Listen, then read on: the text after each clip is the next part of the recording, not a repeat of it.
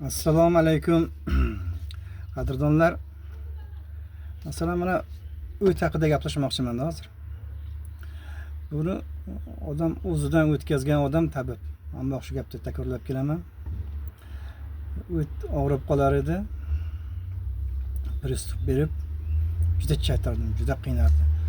Bir xil vaqtlar tez yordam chaqirganmiz, tez yordam shifoxonaga ham olib ketgan.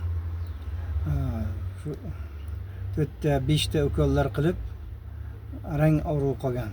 Operatsiya qilaman deganda qochib kelganmiz. Bunaqa ko'p bo'lgan. Og'riganda doktorga boraman, operatsiya deydi. Kattaroq doktorlarga ham borib maslahat so'rab ko'rganman, xirurglardan. Boshqa yo'li bormasam, yo'q, buni yo'li yo'q. Operatsiya deydi. Shu o'zim operatsiya qilmasdan davolanishni yo'llarini izlandim. Bu o't olib tashlasak, o't olib tashlab yashaganlar juda ko'p. Har bir narsani Xudo odamga bir juda kerakli qilib yaratgan. Bitta qo'lingiz bo'lmasa yashaysiz, lekin qiyin bo'ladi-ku. Haqiqatan o't bo'lmasa ham yashaysiz, lekin qiyin bo'ladi. Buning qiyinligi qo'ldan ham qiyinga o'xshaydi. Men menga rasmcha chizib oldim. Rassom emasman, o'zim shunday chizdim. Masalan, mana og'izdan ovqat yeymiz, oshqozonga tushadi. Oshqozonga tushib, keyin yo'g'on ichakka o'tishni oldidan, masalan, mana bu yoqda oshqozon osti bezidan bir tomchi kelib turadi. Mana bu yoqdan jigardan, o't qopidan tomchi kelib turadi. Mana shu ovqatlarga tomib turadi. Keyin ovqatlar hazm bo'lib, eriydi, ovqatlar yumshaydi. Mana yo'g'on ichakdagi qorinni tozalaganda ko'rgan bo'lsangizlar, hali patchalar bilan shular vitaminlarni so'rib oladi.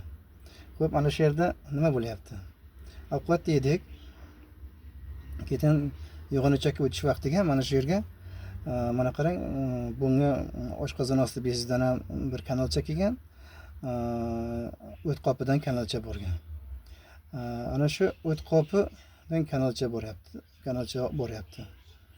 Mana bu yerda yo'g'on ichakka o'tishda bir shunaqangi joy bor ekan, buni eshikchasi bor ekan. Bu eshikcha hamma ochiq ham bo'lmay ekan. Buni shu ochiq bo'lgani juda yaxshi. Bir xil vaqtda asab yopib qo'yay ekan ana shu eshikchasini. Asabingiz buzilgan bo'lsa, bir asabingiz tarang, ishlaringiz yurishmayotgan bo'lsa, bir narsa o'zidan oladi-da, bu deb tajang bo'lib boshqa qiladi. Mana shu yer yopilib qoladi. Ana shunday vaqtida keyin mana bu yoqdan oshqozon osti bezidan suyuqlik kelyapti. Buni mana jigar chiqarib bergan. Bu zaharda bu. Mana shu narsani keyin chiqib kelaman desa, ber mahkam, keyin bu yerda ishadi, to'planadi. Keyin ko'plik qilgandekdan mana bunday osilib qoladi, bunday shalpallab qoladi, qiyshayib qoladi. Ultrazvukka borsak, doktorga borsak, ultrazvuk ko'radi tag'in, "Oho", deydi, qiyshayib qolibdi deydi. Zagib deb aytadi ekan ular. Meditsina tilidan o'rischasiga aytadi ekan. Buni sababi nima? Buni shunday bo'lsangiz ular birdan operatsiya qilib olib tashlaymiz deydi. Lekin keyin mana bunday qilib tushuntirib o'tirmay ekan. Men kimdir doktorga bordim-da, bu xirurglarga bordim. Yengil-yelpi tushuntirib qo'yadi. Shunday tushiradi, tezroq qana javob bersin, boshqa kasal kirgizish kerak-da ular. Mana buni odam o'zidan o'tkazdi. Mana men endi shuni chizib ko'rsatyapman va boshqa chet el doktorlaridan ham videolarni ko'rib, ular davolash metodikasini o'rganib ko'rdim-da. Bu nima uchun kerak, qanaqa. Lekin buni olib tashlashga juda ham shoshilmang. Buni juda yo'li oson ekan. Shu ovqat yeganda kayfiyati yaxshi bo'lib yeyish kerak. Xursand bo'lib yeyish kerak. Mana shu narsa yopilib qolmaydi. Kayfiyatingiz yo'q, yaxshi emasmi, ovqat yemay turganingiz ma'qulroq. U zarar bo'ladi. Mana shu yerda keyin mana shu keladi, chiqib ketmaydi, qaytib keladi, bu yerga yig'ilavergandan keyin tashiga toshchalar paydo bo'lar ekan, o'sha cho'kindi bo'lib turib. Bu narsa bir kunda bo'lmaydi-da. Yig'ilib odamlar ovqat yeydi, vaqti ko'p asab qilganlar bor. Qasdiyan asab qilib beradiganlar ham bor. Yig'ilib qo'yib ketadigan, oxiri keyin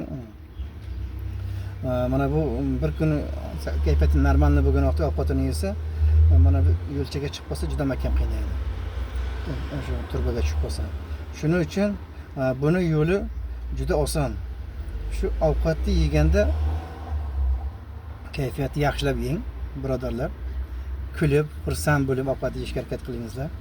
Uydagi o'g'ayinlar ham mana shu ovqat yeyish vaqtiga ayollarimiz ham xursand bo'lib otasi bu yoqqa keling deb turib, farzandlarim bu yoqdan kelinglar deb yaxshi gaplarni gapirib berib, ko'ngilni ko'tarib olib turib, oshpazlikda ham yaxshi qilganlikdan yedirishni ham bilish kerakda.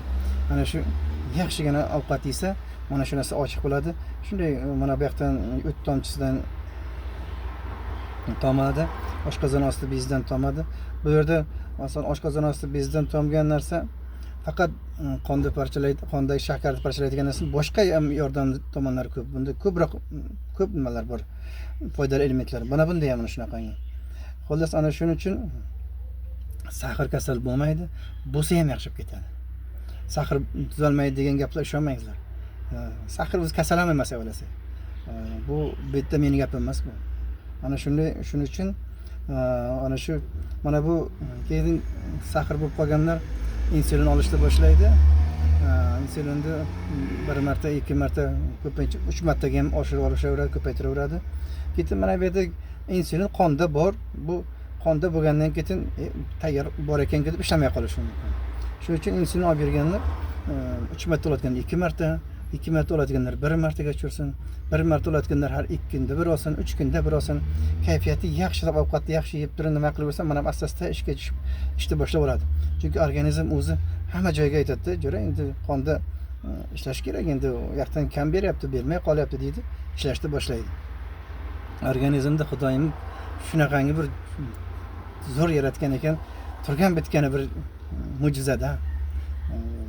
Juda ham ma'qul narsa ekanda. Ana shu hech qachon haligi o't qopini olishga qiziqmangizlar. O't qopi juda kerak. O't qopi signal beradi. Mana shu o't qopida og'riq bo'lyaptimi, demak bilingki, mana bu yer mahkam bo'ldi, demak kayfiyatingiz bo'lgan bo'ladi. Bir necha marta shunaqa bo'lgan bo'ladi, shuning evaziga ana shunday dublanış bo'ladi. Keyin juda ko'p ovqatlar yeyaveramiz-ku, har kuni to'ylar sezonda kuniga 4 talab to'yga borgan vaqtlarimiz bo'lgan. Masalan, biz Urgut qishloq rayonlarida yashaymiz. Gashtak degan narsa ko'paygan, ziyofat ko'paygan. Ana shu ko'p yog'li ovqat, ko'p go'shtli ovqat ko'p yeyavergandan keyin mana bu yoqlarga yog'lar bosib ketadi. Qornim semirib ketganini bilasizlar. Ana shu zarar qiladi. Shuning uchun men uni oldingi videolarimda aytganman. Haftasiga hechmasa 16 soat, 24 soat, hechmasa 12 soat ovqat yemasdan faqat suv ichib dam berib olirish kerak, tozalab olirish kerak. Agar soppa sog'lom, hamma joyingiz juda ham mahkam sog'lom bo'lsa, hech qayerda og'rimaydigan bo'lsa, 2 kun, 3 kun gacha ham faqat suv ichib, oyiga bir marta yaxshilab tozalab olish kerak organizmlarni. Ana shunda hamma joy toza bo'lib, butun haligi hatto rak boshlanayotgan bo'lsa bir xilmalarda shu rak to'qimalari ham yaxshib ketadi. Shu oshqozon toza bo'lgandan keyin, boshqa joylar ham toza bo'lgandan keyin bir-biriga aloqasi bor ekanda. Mana shu o't qopini eng zararligini aytdimki, mana shu signal beradi, og'riq bo'lyaptimi, demak o'sha mana bu yerga ketmayapti. Buni oldini olish kerak. Demak, nima qilish kerak? Ovqatni kamaytirish kerak. To'g'ri ovqatlanish kerak. To'g'ri ovqatlanish nima? Men hozir obed haqida tushuntiradigan bo'lsam, obedga masalan yaxshi uydagilar somsa qildi yoki keyin yana qozon kabob qilishdi. Ana shunda palov qilishdi masalan deylik. Ovqatdan yarim soat oldin, 20 minut oldin, hech bo'lmasa 10 minut oldin 2 stakan iliq suvni iching. Undan keyin bir 2 minut qarab turingda ham bir tarelkada pomidor, bodringni to'g'ri sveji salatlar deymiz-ku, ana shuni yeb oling.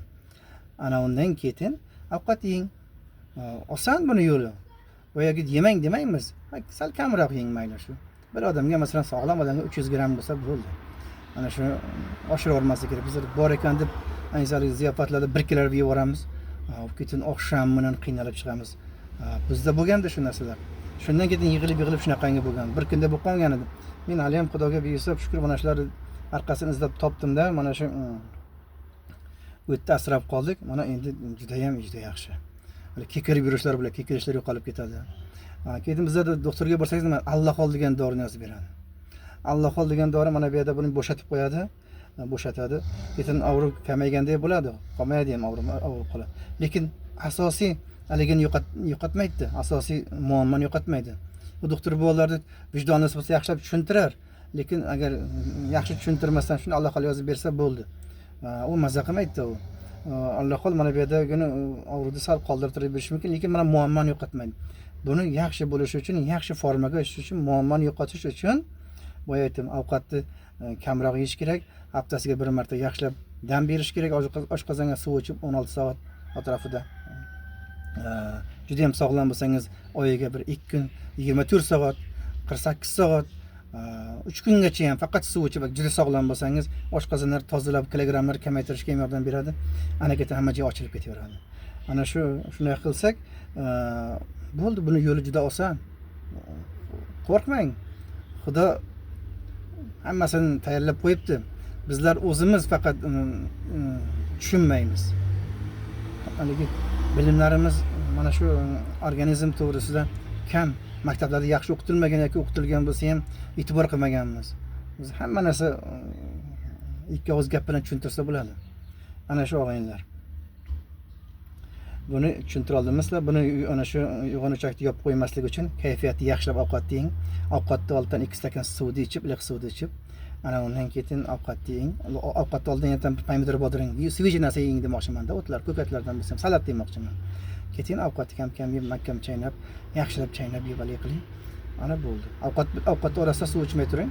Iloji bo'lsa o'z suyuqroq ovqatlar qilib turing. Iloji bo'lsa kompot bilan. Sok bo'lsa juda ham yaxshi. Endi sokni ham mana magazinda soki mazza qilmaydi, u